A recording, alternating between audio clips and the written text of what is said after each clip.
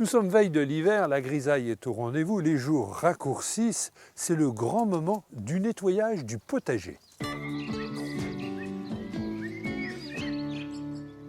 Si vous possédez un tunnel et que les gelées ne sont pas au rendez-vous, il vous reste peut-être encore quelques tomates, il faut absolument les ramasser.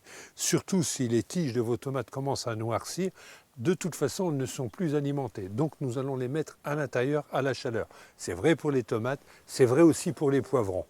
Dans notre grand nettoyage, on va aussi éliminer les fruits malades. Les fruits malades par le mildiou, ne les laissez pas sur la terre, car cette maladie risque de se propager par la suite, et notamment le mildiou. C'est vrai aussi pour les pieds de tomates. Alors les pieds de tomates, on va absolument tout retirer.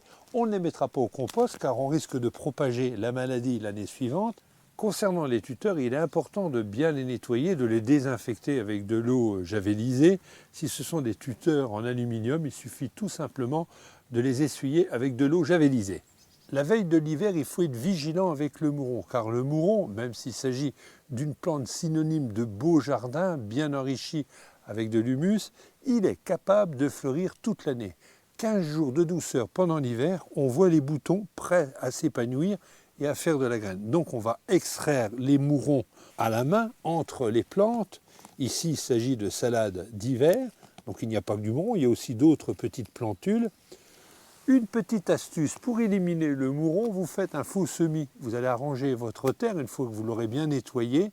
Au bout de quelques jours, lorsque vous verrez le mouron réapparaître, à ce moment-là, vous donnerez un petit coup de croc, un petit coup de griffe pour l'éliminer définitivement. Ça sera du mouron qui ne sera pas présent au printemps. Bien que les feuilles mortes sont très jolies dans les allées d'un potager, il faut bien comprendre que les feuilles qui tombent sur le sol se transforment en humus, enrichissent les allées et plus tard, il y aura davantage de mauvaises herbes.